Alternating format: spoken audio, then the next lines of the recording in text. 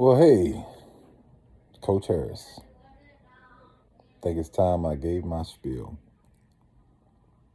I sat around and I listened to a lot of chatter. I sat around and I witnessed a lot of things and I see a lot of trends and just even the experience I have. I'm trying to speak in a what they call now bipartisan way, meaning that I deal with Frederick County, Washington County, Montgomery County, Pennsylvania, even Virginia,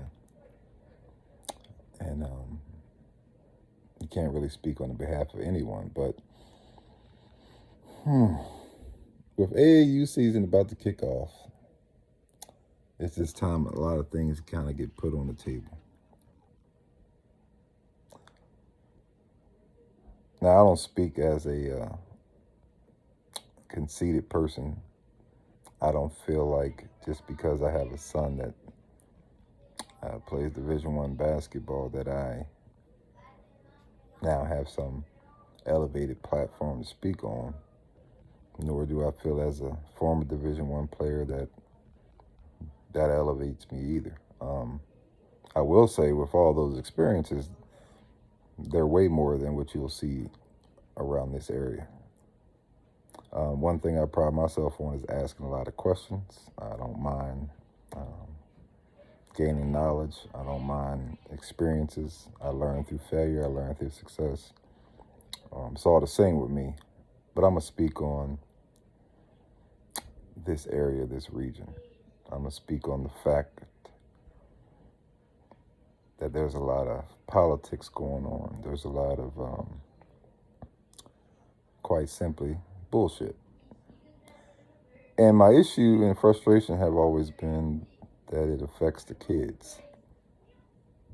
And it's one thing to affect a kid when you're trying to make their situation better, but it's another thing when you're using kids and you're not trying to make their situation better or make them better as people, players, or what have you. So my history is I played high school basketball at Frederick High School. I was okay.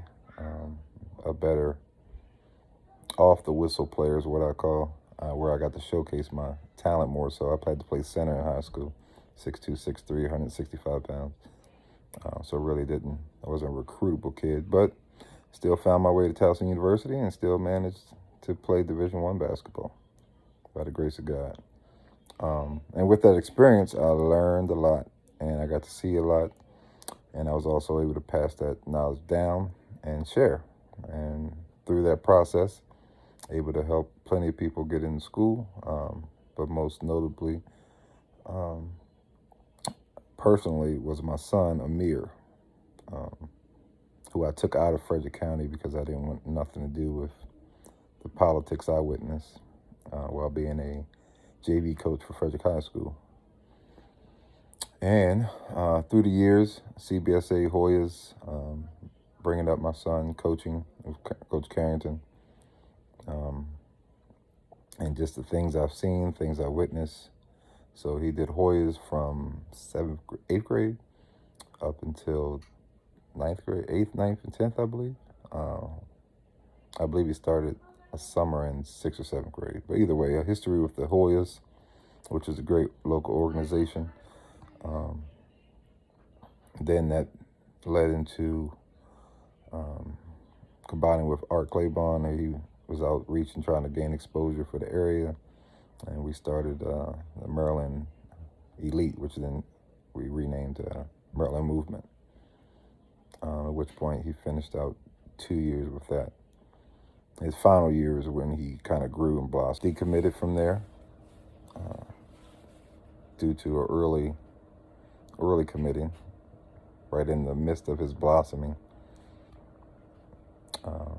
Spent that summer traveling across the country, playing with New World on the Adidas Gauntlet, and being exposed to what AAU is all about, being exposed to what recruiting is all about.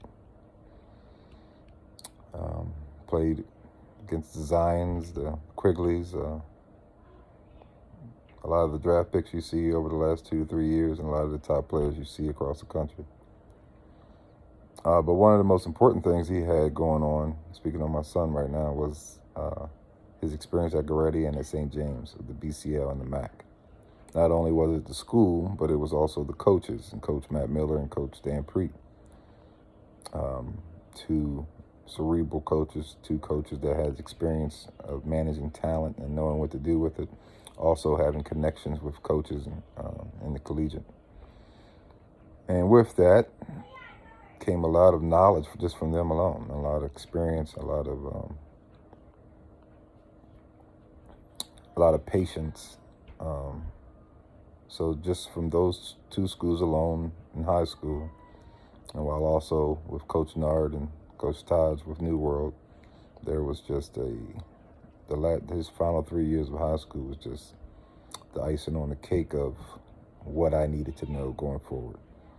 So having 4 other children, I was not only going to just apply that knowledge to them, but everyone that I came in contact with, so that they knew the truth. And not to say that I'm the only one who had that journey, but I seem to be the only one talking about it as of right now.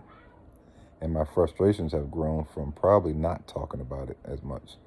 I'm thankful for the people who have reached out and inquired and always ask about the journey, the process,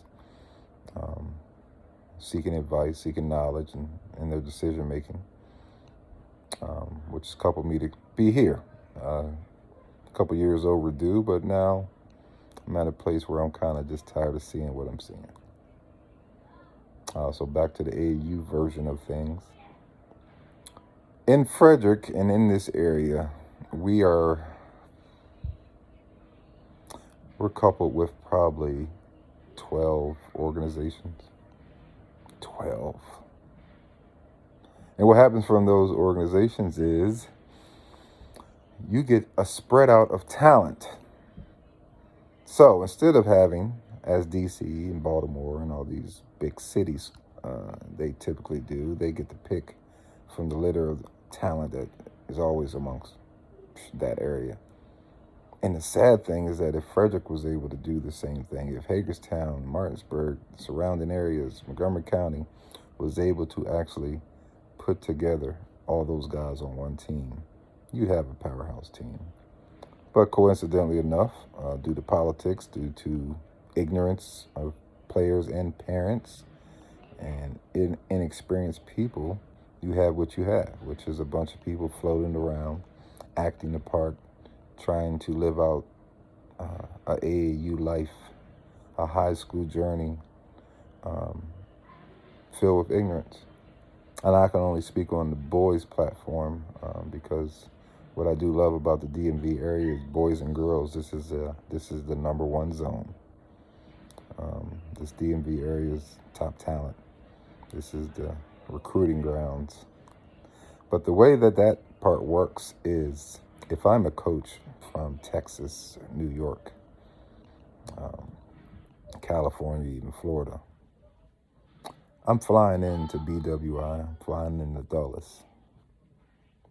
And when I get to Baltimore, DC, I'm flooded with enough there. I can go to Gonzaga game and see 4 or 5 Division I athletes on the court at the same time.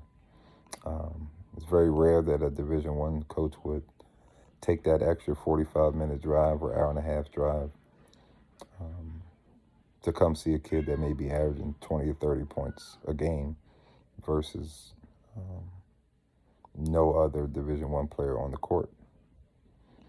And so what happens is these coaches and these recruiters don't like to waste their time. So one of the decisions that has to be made is, do you want to focus on the destination of receiving a scholarship, or is it just a highlighted journey of being a celebrated local athlete? What we have is a lot of ignorance of coaches, a lot of ignorance of parents not doing their due diligence by studying and The information you have now is free, accessible, um, whether through AAU social media platforms on Facebook or websites and YouTube. And I mean, you can see a team, you can scout a coach, you can scout an organization. There's so much that could be done now just from comfort of your own home. There's no excuse for it. And still, what we have is a bunch of people just kind of cowering around with their children and not being able to give truth. Truth is really what it's about. One of the things I was able to tell my son throughout his journey as a freshman and sophomore was that you're not that good. You think you're good. You might be first team all area. You might be possible player of the year in this area, but you are not that good based off of what the journey is of being a Division I athlete. That's not what it's about. So you have to first start off with the truth of who your player is and what their potential is. Now, truth in the moment and potential are two different things. Lying to yourself, thinking that you're highly sought after based off of a couple highlights or chatter over social media is very deceiving.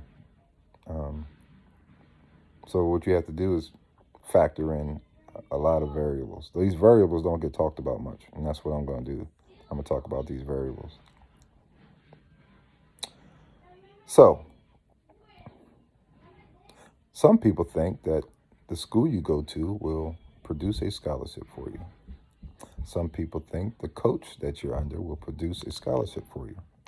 Some people think that their talent alone will produce a scholarship for you. The truth is, you need all three of those. You need a coach, a school, and talent.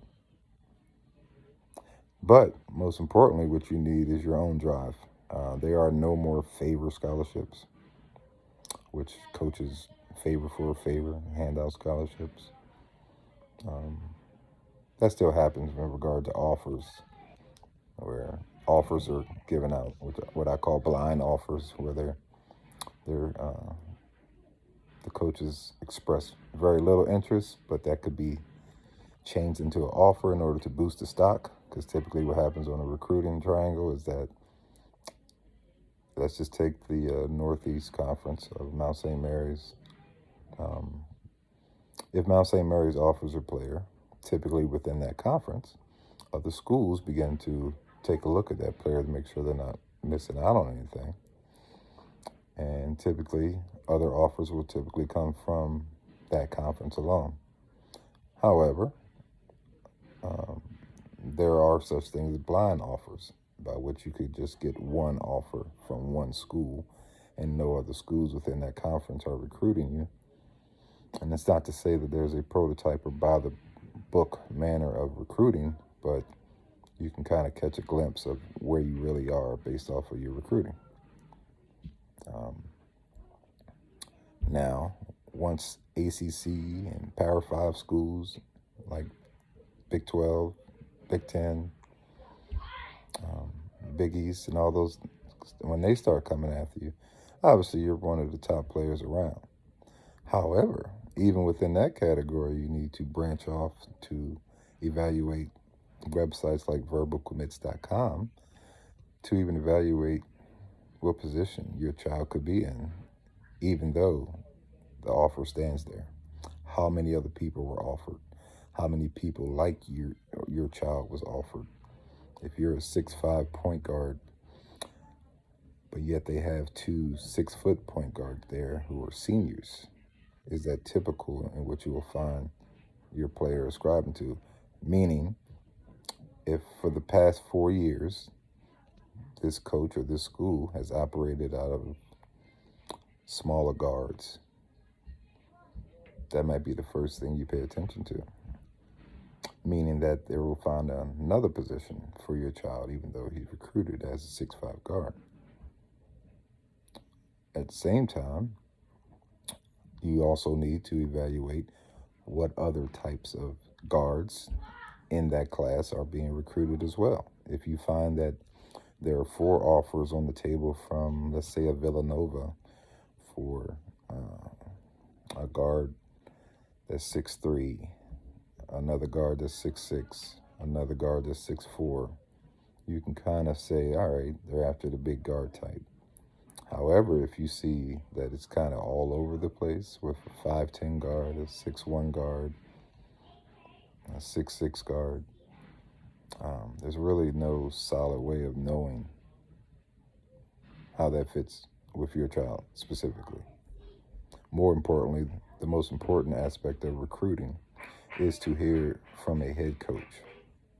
If you are not being recruited by a head coach, it is what I call a ghost offer. Head coaches make final decisions. Assistant coaches are your day-to-day guys who you definitely need to have a great relationship with. But in terms of final decisions, those are mostly done by the head coach. And if you are not establishing a relationship with a head coach, then you could also easily figure out where you stand with regard to that offer. Now, when we get into offers, what we're talking about offers is opportunity for a scholarship from a particular school to play basketball for them, which is a scholarship offer. That is a big thing, and a lot of kids get a lot of merit off of that. You see them posting all the time, their offers and how many offers they have and who they have them from. The interesting thing is, and which I don't understand, is why the D2 offers are not posted as well, or they're not highlighted as well. So, back to the area. The truth is, now this is a awesome area for lacrosse, baseball, football. But when it comes to basketball, I would say we are D3, JUCO, NAIA. There's a surging player with a lot of skill set, possibly D2. What elevates typically the D1 is size. And so the illusion of the illusion of Division One shouldn't come as just the end-all be-all, because there's so much more opportunity in D3, D2, even JUCO. Playing college basketball in itself is a reward, and it should be celebrated. However, we're going to focus on this area being a D3 area. Most of the kids who graduate from high school here either stop playing basketball, go to JUCO, or attempt possible D3,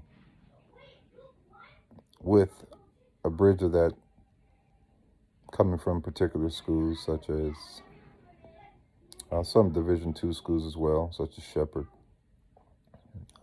Pretty familiar with the area. Your D3 schools, having one here, one Hood College, also having your Shenandoah University, your Penn State, Mount Alto, Salisbury, Frostburg State. You know, your typical schools, quite honestly. And you can kind of see the cycle of children funneling through those schools. However, the frustrations are there's been plenty of talent that should have echoed some lower D1 level schools, UMBCs, Mount St. Mary's, as well as other mid-majors such as Atlantic 10s and those schools, which my son is at now. And what you'll find is that really just through the ignorance of parents, coaches, and players, that just doesn't evolve. So for me, the blame is always on adults, because children only do what they know. Parents have the resources and the responsibility to protect and gather up as much information as possible with regard to the children.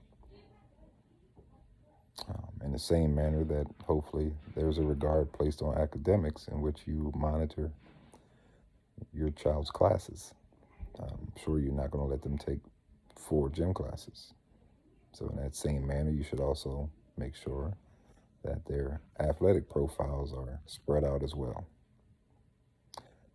The simple rule is, if you're the best in the gym, find a new gym. If you're the best on that team, it's time to find a new team. Not to say that you don't have to separate yourself, but throughout high school, you always want to be pushed and you always want to be in a position where you're challenging yourself to be better, because it's about your destination. You shouldn't get focused on the journey, and I feel a lot of people around here are focused on the journey. They're focused on the T.J. Frederick High game. They're focused on the Tuscarora T.J. game. They're focused on games in which you will rarely see any coaches in the stands. You will rarely find any views on the live stream. But yet, these same individuals then position themselves to select an AAU team.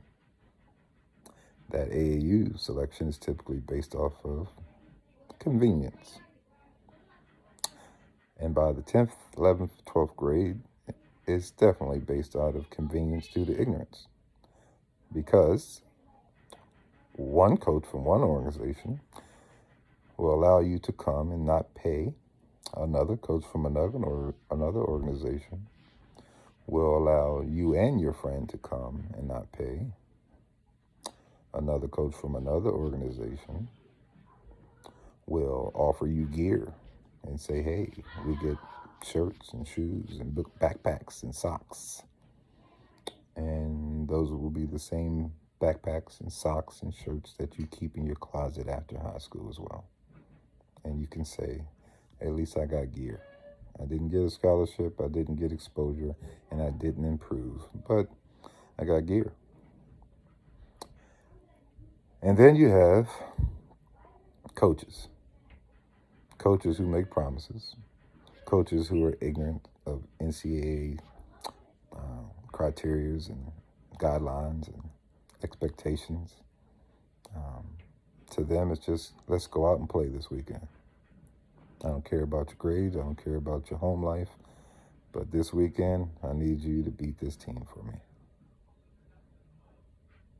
And it's these coaches that have destroyed the lives of a lot of athletes, student athletes, young men.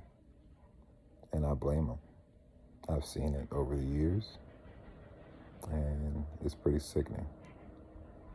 I don't have a problem calling out names. I just can't think of one in particular. Most of them are nestled in organizations, and they kind of bounce around through organizations all across the region.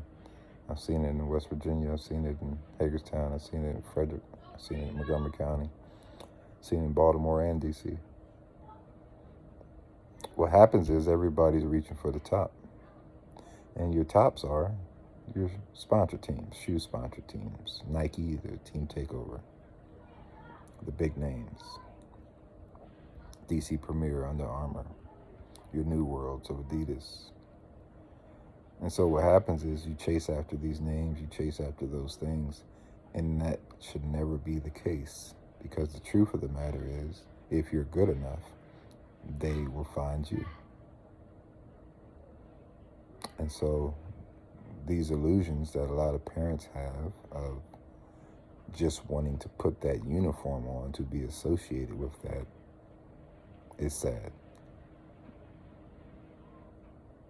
Now, it is not sad in the aspect that they carry an 8 to 10 man roster in which your child is improving by playing with that kind of talent. But in desperation of trying to squeeze on a team like that in your 10th or 11th grade year just to be associated and not getting playing time is definitely a hit to the parents because it destroys the player. It destroys his recruiting because he could be on that same court going against those players and showing off his skill set. Because remember that at the end of the day, you just want to be in that same gym, on that same court with whoever else is getting the attention. So with that being said, there's no way in hell that a area such as this Frederick area or this region should have 12 to 15 organizations. However, what you do have with that is angry parents who go off and start their own organizations, coaches who bounce from organization to organization, and because they cover the costs, those players have a form of loyalty to them. And with that, out of the 12, you really only have a solid 3 or 4 organizations who actually do what they say. And I'll speak on them. I could say Mid-Atlantic Select, great organization. They take care of their kids. As we're developing now, Maryland Movement. I'll say your CBSA Hoyas do so at a level of always having the kid first, but at the same time, there's just a certain cutoff when you don't have the amount of exposure or the amount of contact or the amount of talent to even broaden that. And part of that reason is because of organizations that take or steal kids. But at the end of the day, it has to be a principle on improvement. It has to be a principle on not being afraid of exposure. If you ever have a undefeated season throughout an AAU season, then that's not an AAU season. You should just stick to rec ball. If you're afraid to travel, if you're afraid of the competition, you're afraid to be in the top bracket of tournaments, and it's all about trophies, then you're going to have your trophies. If it's all about newspaper articles, you're going to have your newspaper articles. And throughout that, you will not have scholarships. So those are things that need to be addressed. Now, what has happened is a lot of coaches have learned and organizations have grown. And in turn, you have experiences where you have 1 or 2 kids take advantage of opportunities. At the same time, there's a lot of underwriting that takes place with that. And I'm what you call one of those underwriters.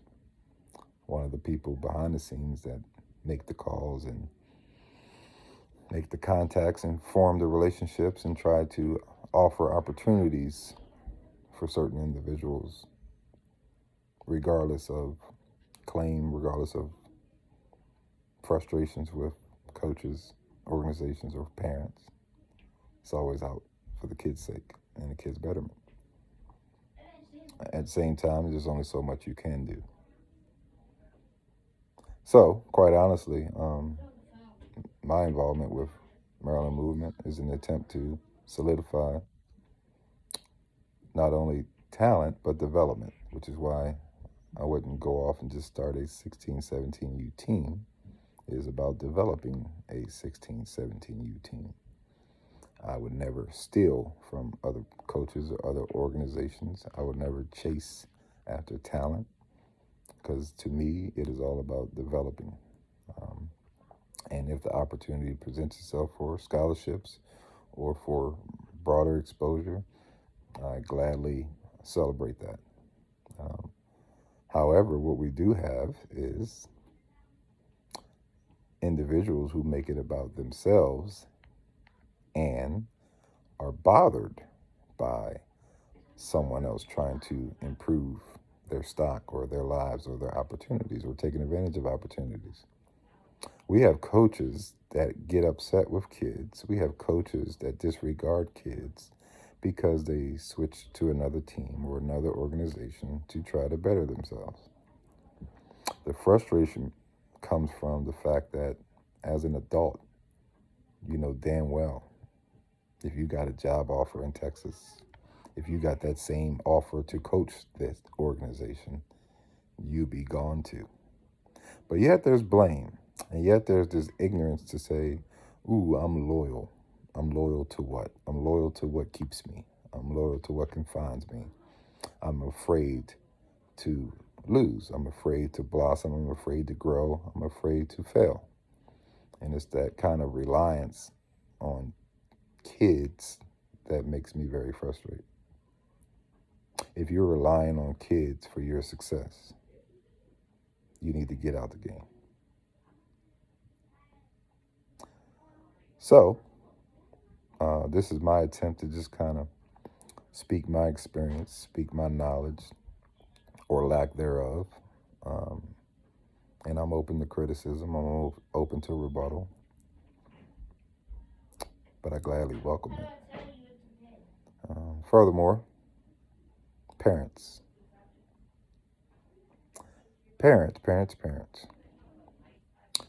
There's a thing called the internet in which you can search everything: organizations, coaches, teams, fees, prices, everything.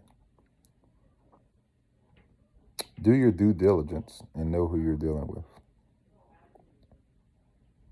Now, let's be personal for a second. I'm sending my son to Coach Harris because he has a Division I son, and if everything he touches, they are going to get a scholarship. And I would tell you, you're damn crazy. So, because of that,